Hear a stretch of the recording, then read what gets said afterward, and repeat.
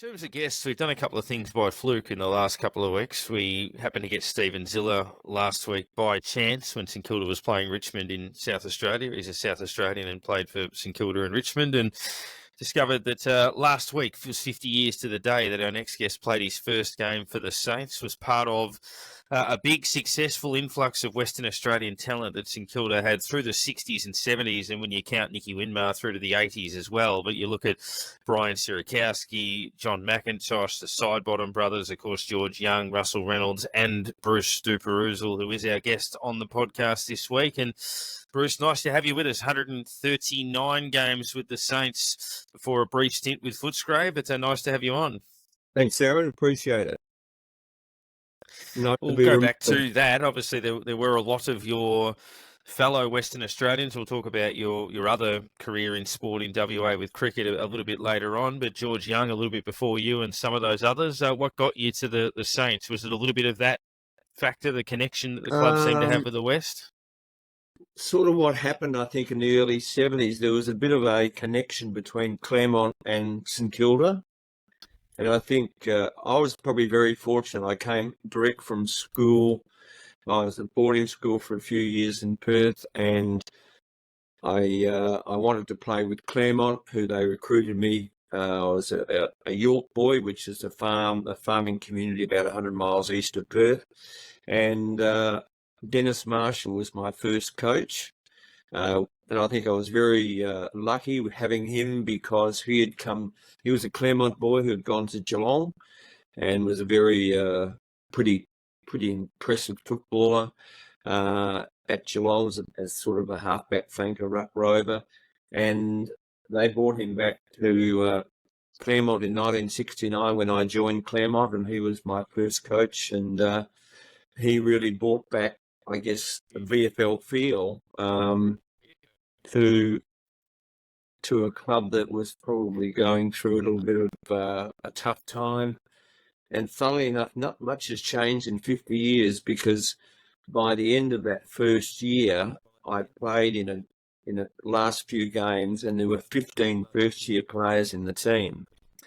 So he cleaned it out, as they say, and got together a group sort of to come through. And 3 years later, I think in 72, we played off in the grand final. So in some ways, not much has changed in all those years when you think about it. But you get the right group of players together and keep them together, which is a lot more difficult these days with the way the game's played. But so I started with Dennis, and then we had a pre-season game with St Kilda. We came over to Melbourne, and I happened to get a few kicks, so I had Ian Drake and Graham Huggins chasing me, and I ended up signing with them in early 1970, I think in May, and they were pretty happy because I made the state team in 1970, and WA came across to the MCG to play Victoria, and Graham Farmer was our captain coach.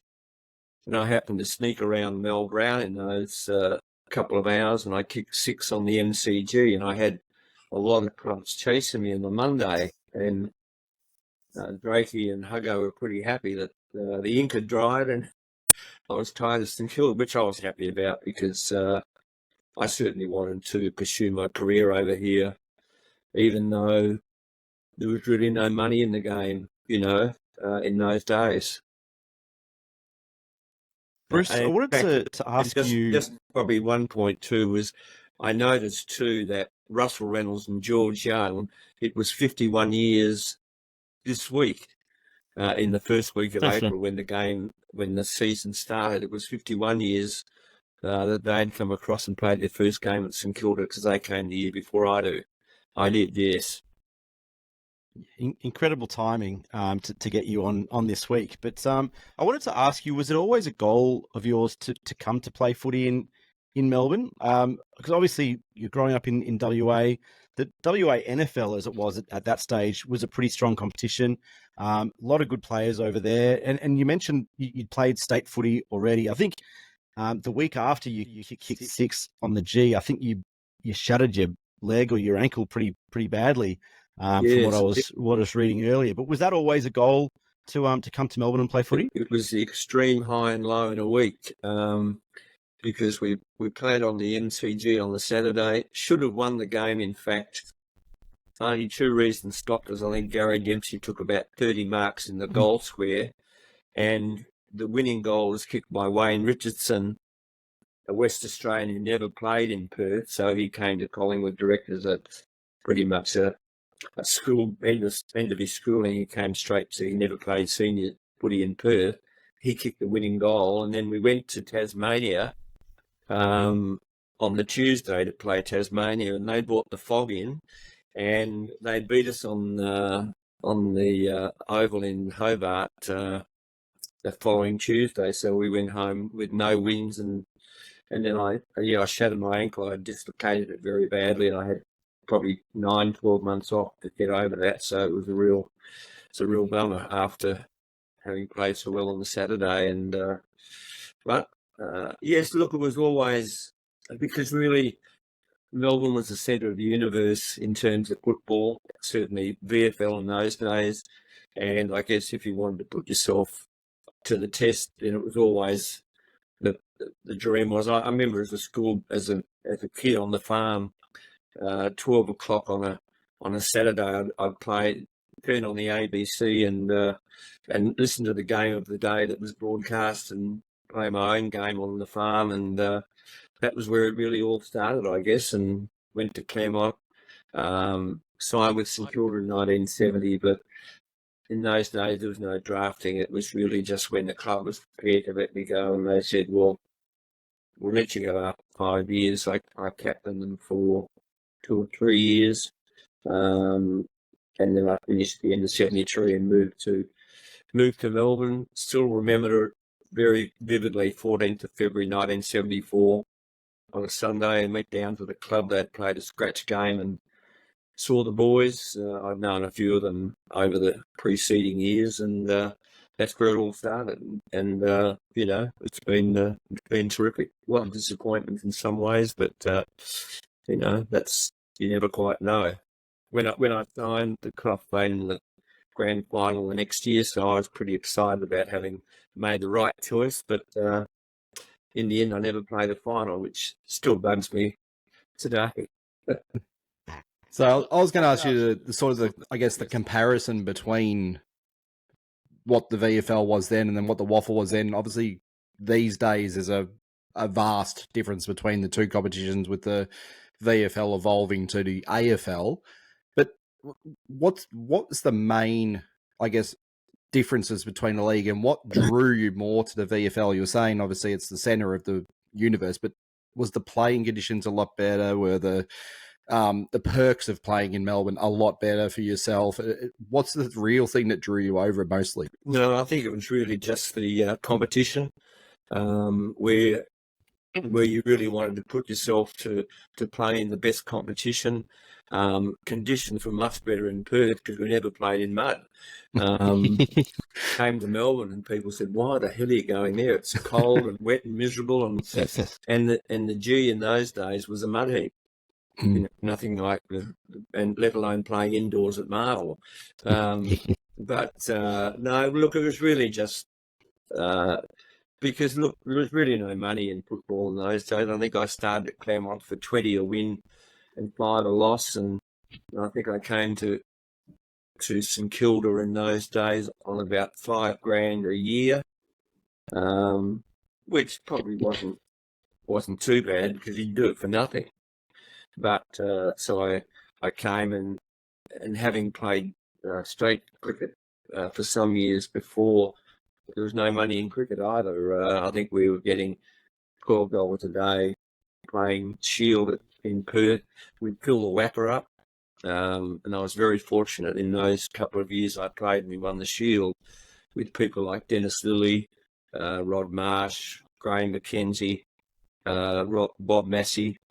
It was a pretty good team, and but you understand very clearly when Terry Packer came with his bag of money, the guys couldn't get there quick enough because there was a lot of money being made, but it wasn't going to players.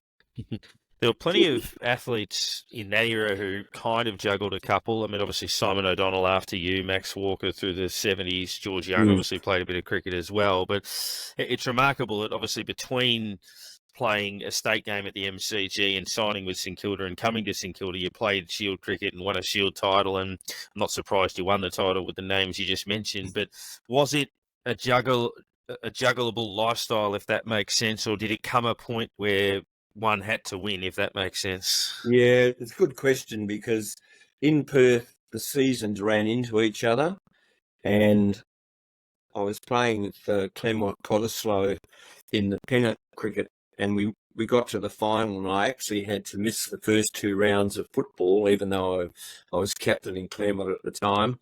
The coach wasn't that impressed with it, but it would have been the same the other end of the season if we got to the final of the football, and you wouldn't walk away from playing in the grand final to go back to cricket. So, and as it turned out, we beat our very the rivals were Midland Guildford, who had Norm O'Neill was part of the team, Keith Slater, some very well known names, and we had great delight in beating them for the pennant in that year at the WACA. And Doggy Main, or Laurie Main as people would remember him, he was our captain coach at Claremont, so we had great delight in winning the pennant that season. But it was very difficult to juggle because the seasons did overlap each other at each end of the season. So when I came to Melbourne, I effectively walked away from cricket because you just couldn't really do the two properly. And I ended up playing with Youngie in the VJCA, I think, and we won a title with Bentley, I think, in about 1976. But it just wasn't the pressure, and it kept you fit without the pressure of going to pennant. So cricket really sort of fell away. And probably just an example, my brother Gary, my oldest brother, he became an umpire in packet series. And to give you an idea of the difference, because he got quite bad treatment from the other umpires when he made the move, probably like the players did. And he got a 3-year contract with Packer, which was hardly lucrative, but it was pretty good in those days. He would have had to umpire Shield for 52 years to get the same money. So if you spread that out amongst why the players went, it was very obvious that. And I think we've all read the stories of Ian Chappell having meetings with Style Bradman and looking for some of the loot, because it was all, they couldn't get the bank. It was all in Fort Knox at the Australian Cricket Board, and Sir Donald wasn't going to open the door. So when Packer came, they were all very happy to make the move, and my brother was lucky. He had a fantastic 3 years umpiring, probably the best players in the world in that series, and but then when he went back to when they all rejoined, it just never worked out. The old guard made it very difficult for him, which was disappointing because he should have umpired tests for probably another 10 years after that. But it was just the scenario around it, and he just didn't need it, so he gave the game away, which was really disappointing. He stopped umpiring. We're all pretty big cricket fans, so we could probably do a whole podcast on your cricket experience and some of the stories of your cricket life. But I guess back to footy. Now, the word is that the club had kind of seen you as the long-term replacement for Ross Smith, who was coming towards the end of his career. And I read a little story that Ross Smith actually came out of retirement when you got injured a little bit later on after he'd retired. But can you, I guess, walk us through what that was like, I guess, stepping into the shoes of someone like Ross Smith at St Kilda? Well, I think I had the hairstyle that was probably part of the reason I got the number 3. But yes, it happened. It was 1975, and I think Ross was assistant coach to Jeansy, and I was playing at Victoria Park, the famous Victoria Park at Collingwood, and I snapped my Achilles, which was a really unusual injury in those days. I think we've had about 3 this year, haven't we? Of players snapping Achilles, but that was in I think probably May, June of 75. I snapped an Achilles. I got the ball in the middle of the ground and I seen a Collingwood player heading towards me. I waited to see what direction he's going. I went to take off and fell over, and that was it. And just in that particular position of taking off, it all obviously went to one spot, and it literally exploded off my ankle, and that was it. It was no pain. It was just incredible, and so that took probably 12 months to get over, and that. So as a result of that, Smithy got his jumper back, and he came back to it and played the rest of that year. So 74 being first season at the club, you've come in, won the goal kicking, won the BNF. How did you feel stepping into that team that year, and then all of a sudden having that such an impact at the team and being able to provide so much? And we didn't have a great season, but it wasn't a terrible season like some of the ones later on in your career where we've struggled to win a match at times. But yeah, how did you feel after the first season, thinking I've done pretty well here? Well, I was happy with my goal kicking, but I have to just I didn't win the best and fairest that year. I think Glenn Elliott won the best and fairest that year. Yeah. Who was? Yeah, I would have liked to have, but I have to say that I didn't. I was runner-up to Jeff Dunn, 80 or 81. Yeah, that was about as close as I got. But look, I just enjoyed being in the middle of the universe, and just Alan Jeans was a phenomenal coach. I really enjoyed playing under him, and with guys like Breeny and Cowboy, Bob Murray, Glenn Elliott. Look, we had some disappointing years. The one that got away, when I look back now, was 1978. We were on top of the ladder at one stage during the year, and then a lot of our really good fans would remember, I think it was the game against Essendon down at Moorabbin, and there was a bit of stuff to do. I think Carl Dittrich, ran through a guy called Terry Cahill, and then on Monday, I think the headlines read, "The Saints are animals." Carl went up to Wurry Yalek into his hut, I think, and they couldn't find him for quite a few days. And that was the end of, because we were close to leading the ladder, I think, midway through the year. We were in the top 2 or 3. We had a big side, a good side, and I look back on that, and we just went missing for 3 or 4 weeks before we got our mojo back, and then we had to beat, I think, Carlton in the last game of the year at Moorabbin, and I think we beat them by about 10 goals. But we needed Fitzroy to beat Geelong at Geelong, and that's like, I think they paid him to go down there for a holiday because it was just a formality. And we missed the finals that year by 2 points. But we had the side. We had Gary Sidebottom, Carl, Rex Hunt, George Young, Lofsy, Graham Jelly. We had a side that could have won a premiership. I've got no doubt about that if we'd had an opportunity, because we displayed it during the year, but it wasn't to be. And then the next year, so at the end of 78, we lost Hunty, retired. George Young went back to Perth. Gary Loss, I think, went back to Ballarat. And if you looked at their figures, I think we lost something like combined 160 goals between them for the year. And really, that we imploded effectively, really, as a side. It was very disappointing, because that to me was the one where we could have really had something to say about the premiership that year, because we had a very big. And look, when you played with Carl Dittrich, you had 18 blokes in the opposition looking for him. They were never quite sure where he was. They always liked to know where he was. as long as he wasn't anywhere near them. And, it's a good distraction. To put that in perspective, so yeah, Hawthorn, North Melbourne and Carlton finished 1, 2 and 3 that year. In the back end of the year, St Kilda beat North at Arden Street, beat Hawthorn by 56 points at Waverley and beat Carlton by 50 at Moorabbin. So they were well and truly flying come the back end of that year. For those, obviously, we've discussed your statistics a little bit, but I guess in your own words, how would you describe yourself as a player? I mean, looking at your numbers, you're getting between 20 and 25 and having about 6 shots a goal a game, which is, quite remarkable statistics. But if you were to describe yourself or even make a modern comparison, there aren't too many players like that, I must say, these days.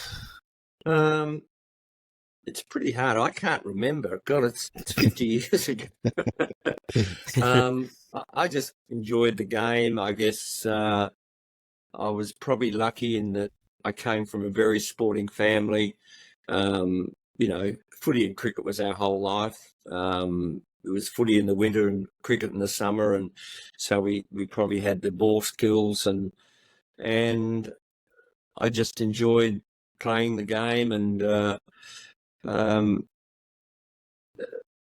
just being part of a team. And I guess, as I said earlier, the one thing that just really still irritates me today is that I came to Melbourne to play finals, and the year before I came, St Kilda played off in 73, I think. In fact, George Young, I think, might have kicked 6 on the count at Waverley. He always reminds me every time I talk to him. And then they never played a final while I was there. And then I went to, and I guess that was disappointing too. I didn't want to leave the club. But at 33, I think the powers that be decided that I was probably over the hill. So I took my footy and went to the Dogs for a couple of years, which I really enjoyed. I think I played just under 26 or 7 games there. A year under Bluey Hampshire, and then Mickey Malthouse took over in 84, which I really enjoyed. I played with Mick. That was much more enjoyable than playing against him, because he was a bugger to play against when he was at Richmond. He was a tough nut, but he used me off the bench basically, and Dougie Hawkins named me Granddad. They used to call the crowd, bring on Granddad, and so I sort of came on and off the ground, and probably that was a disappointment, because at the end of 84 I played a few reserve games, and you get to that point where you're going, well, do I go on, or do I get out if there's still a little bit left in the tank? They were keen for me to go on in 85. And in the end, I decided I'd finish up and went on to the match committee in 85. And if you look at the figures there, you'd see that we were 10 points away from probably playing off our grand final when I was in the match committee, not out in the ground. So at each end of my career in Melbourne, it still bugs me today, because you came to Melbourne to play finals. That's really what it's that simple. Just like I think most players today, they want to go to sides that's going to take them to the finals, and we will search for that. And some players have come from Perth and gone into a side that haven't done well, and they've ended up playing half a dozen finals. And I remember talking to Alan Jeans before he passed away, and I said to him, Jeansy, when I come back next time, I want to come back as Russell Green. Because Greenie, I started the same day. Greenie and I started the same day on April 6, 1974. And as we know, he suddenly found himself at Hawthorn, and he ended up playing something like nearly 30 finals and probably 2 or 3 premierships in that time. I stayed at St Kilda and then went to the Dogs and never played a final. So I said to Yab, I want to come back with Russell Green, because you can't be that lucky. That's just the way the ball bounces, isn't it? That's footy, isn't it? I want to ask you about, that period leading up to your departure from St Kilda in early 83, because I think you'd only just a couple of years earlier been appointed firstly vice captain, I think in 1980, and then midway through 81 took over the captaincy in your own right, and then had it in full for 82, and then I guess almost suddenly, at the end of 82, early 83, seemed like you just kind of given your marching orders. Was it by Ian Stewart? I mean, what was that period like for you? Yeah, it was disappointing. I think probably Alex Cizelenko was my saviour. I wasn't probably the top of the pops with Mike Patterson, and then when Mike got the chop and Jezza took over, he was playing, but then he became coach. I'm not sure why it was, but we just seemed to have very similar values, and I enjoyed his coaching, and he sort of pulled me out of left field to make me vice captain. I had a pretty good year, I think, might have been 81 when I was runner-up to Jeff Dunners, and I think I made the All-Australian side I think it was 81 in the Carnival, and finished up runner-up to Dunny, and then Jez had made me vice captain, and then the captain in 82, I think, when he retired, and I think Stewie, when we've had a chat, Stewie and I had a chat about it over the time, but I think basically Stewie was looking to get some youth into the team, and obviously, and I think too they were concerned, perhaps even then, I had a couple of concussions, and even then it was raising its head, and they were concerned about my health, so as to speak. But as it turned out, they really didn't want me around, so I chose to go, and then unhappily they wanted money for me, which I thought was rather hilarious when they were keen to get me out the door. But anyway, Shane Sullivan was the first one to reach out to me as general manager of the Dogs, and I had quite a strong interest from Essendon. It's the old story of sliding doors. I think Noel Judson it was, and Cheeds were quite keen to get me there, but I just felt Shane had shown a lot of interest early and wanted me there, and if I'd gone to Essendon, I could have been part of an 83-84 premiership. But I retired too early and missed the 85 final, so it wasn't to be. So, yeah, it was 1980 was your All-Australian selection. I was going to ask you about that. Obviously, we see the big fanfare these days of it all, and like a big night, and they all get presented with jackets and everything. What was any sort of presentation in 1980? Was it did they actually give recognition to it? Did you get a nice green jacket like they do, and or anything like that? No, it's not quite like it is today. I think the side was announced. It was probably in about 4 inches of a column in the papers announcing the Australian All-Australian team, and we got a plaque noting that I was a member of the All-Australian team, and we got a jumper with the All-Australian green and gold jumper, which I was only looking at. We're just doing a bit of clean-up at the moment, and I came across that, and I probably should put it into a frame, but I might let my son do that. There's a fair team that you got named in as well. When you look, there's selections from obviously different states within there. But Tommy Hafey coaching, you got named Graham Corns, Robbie Flower, Ken Hunter from West Australia with yourself. So it's a fair team to be named amongst. So there's seemed, I'd say, quite a bit of pride to be put alongside those names within the league that you played in. Yeah, well, that was certainly probably one of my most strongest memories of making an All-Australian side isn't any, what are you looking at, the top 20 odd or 22 players in the Carnival at that particular time. I think it was in Adelaide where it was played at that year, and to be able to make the All-Australian side was pretty special. And I think it's interesting because Youngie and I, we've sort of got a little bit of we go back to playing schoolboys cricket in the WA, I think when we were 12 and 13.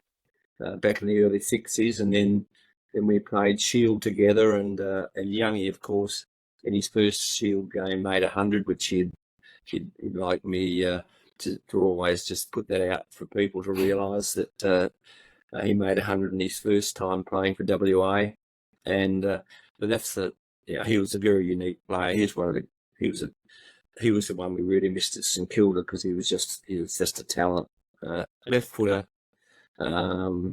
Could do most things, and he showed it on the cricket field as well. When he made 100, he made it look very easy. And but he and I are sort of one of the few that came out of Western Australia that played in the Shield finals of cricket, played VFL footy, and both All Australian. I think he was All Australian probably a year or so before me. So I speak to him probably once a week, or we might be texting each other. I nearly had to go to the psychiatrist after Sunday's game. It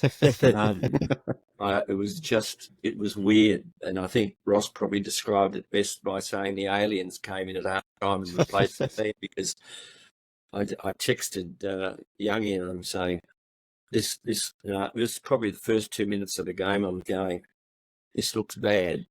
And then he came back a few minutes later and said, no, unbelievable.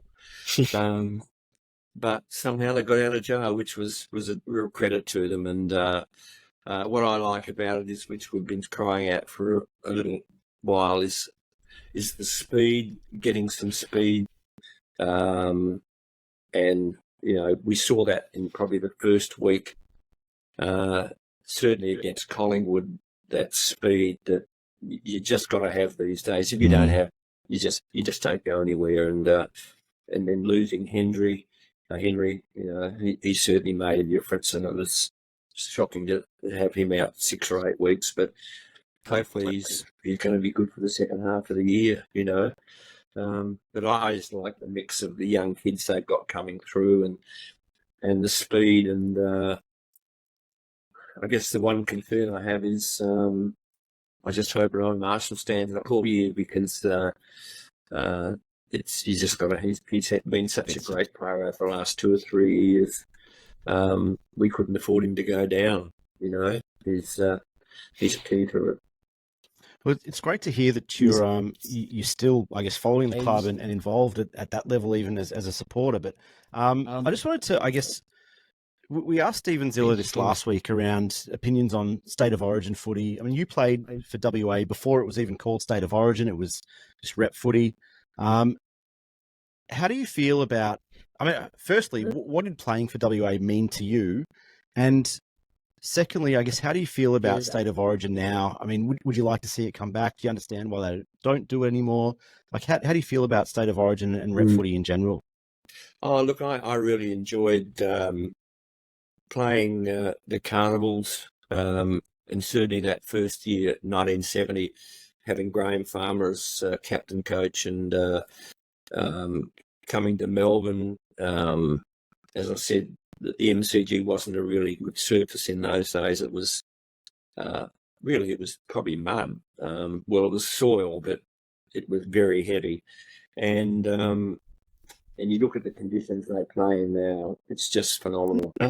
In fact, if you ask them, have you played in mud? They just don't play in mud anymore, because the technologies of the surfaces now are so different with the draining of the water, that they just and the amount of sand that's used, there's never mud around anymore. So it just helps the whole game. But I think the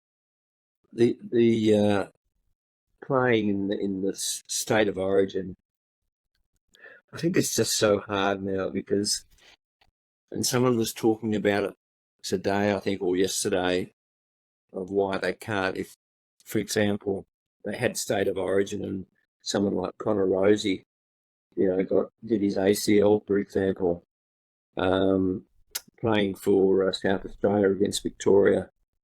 How do you recompense that? How do you come to grips with it? And I'm just not sure. The game's so different, and it's so professional that it just doesn't blend itself, I don't think, to playing those games where you take the players away from their club. I look at the rugby, and I watched the first 5 minutes because I can't believe that it's just vicious. New South Wales and Queensland, it's just amazing. I don't watch. I only watch the first 5 minutes because you can't believe guys can run at each other like they do. But I think the game and the health of players now is so important that I just don't think that the state of origin fits in there when it's never really continued on. It sort of got dropped and it's never really, whereas the rugby kept it going. Yeah, now that it's gone, it's hard to see that it would ever come back. The final one from me, obviously there's lots of ways you can be recognised, but Russell Holmesby, who's about as devout a historian as there could be for any football club, published his Heroes with Halos in the mid-90s, had Ian Stewart as the greatest saint of all time, with the likes of Doc and Plugger and those sorts of guys up there. You were in that list of his top 100 saints of all time. Something like that, I guess, just reflecting on your career and knowing, look, I made a decision to move my life from one side of Australia to the other, and to get that recognition from club and historically that you were an incredibly successful player. How does that feel, or I guess, or sit with you? Yeah, no, look, I look back on it with a great deal of pride, and there's a lot of guys that never made the trip across the Nullarbor in those days. We all know guys that were great amateurs, but they never took the next step up into that, semi-professional. It takes a bit of courage, and I've just enjoyed, I guess, Perth in those days was quite a small town, whereas today now it's a bit of a metropolis. But just coming to Melbourne, where it really was, that's where Australian rules footy was all about, playing at the best competition. And I look back with a fair degree of pride, having captained St Kilda, and as I said, the one bugbear is that I never played finals, because that's really why every player would come to Melbourne in those days, was to be a part of a premiership team, just like it is today. Players move trying to find the magic formula to find a club that's going to play the final, and more importantly, be the winner on that one day in September. Now, you've clearly told us that, you're still getting into the game and following the club very closely with going through what we all went through on the weekend and the highs and lows of it all. Do you still get yourself to the games, or do you still a bit of a follower on the TV sort of thing, or a lot of the players we've had on previously, they still go to the past players' functions and things like that. Just still get quite involved in all that. I still go to the past players' functions. I probably try and get to half a dozen games a year. I've been a member of the True Believers, which is one of the coterie groups, which came out of the property industry, which I was working in over the years gone by. And I really enjoyed being part of that, but I haven't really been for the last couple of years, or this year. So I'd go along to the games with them. But I had a little medical issue. I had a seizure back in October, so I'm actually not able to drive at the moment, which was wasn't on the drawing board as far as I was concerned. And so it sort of has curtailed me, because I'm living in Mornington, so it's a bit difficult to get anywhere, because we're not on the, you've got to get to Frankston to get onto the train line. And so I'm sort of relying on my wife to do the driving at the moment. So in that way, it's quite frustrating that I can't get around, but I'm hopeful of being back. I'm supposed to be not driving for 12 months, which takes me up to October this year. So unless I can get my doctor and Vic Roads to relent, I probably won't be back on the road before then. So it certainly wasn't something I expected, and it sort of came out of left field, really, because I keep pretty good health. I'm walking 6 or 7 Ks a day, which I feel quite privileged, because I look at a lot of my mates who played footy, and and they're all having hip replacements, knee replacements. A lot of them can't walk that far, So I'm quite happy with the fact that I'm still pretty active and being able to get out and walk most days and keep myself in reasonable shape.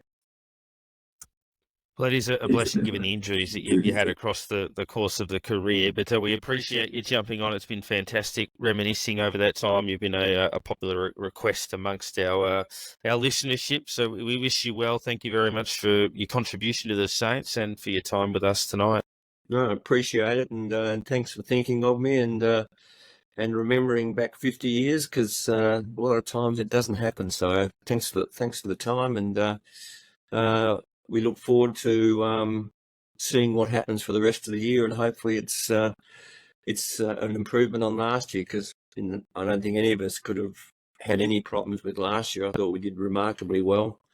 The year we had under Ross for the first year, and hopefully the kids will continue to grow and they get a bit of a smell, and more importantly, they stay together, because that's we all know you've got to stay together for the next 4 or 5 years to really, I think, have an impact. So let's hope that happens. And appreciate it. Thanks, guys. Thank you, mate.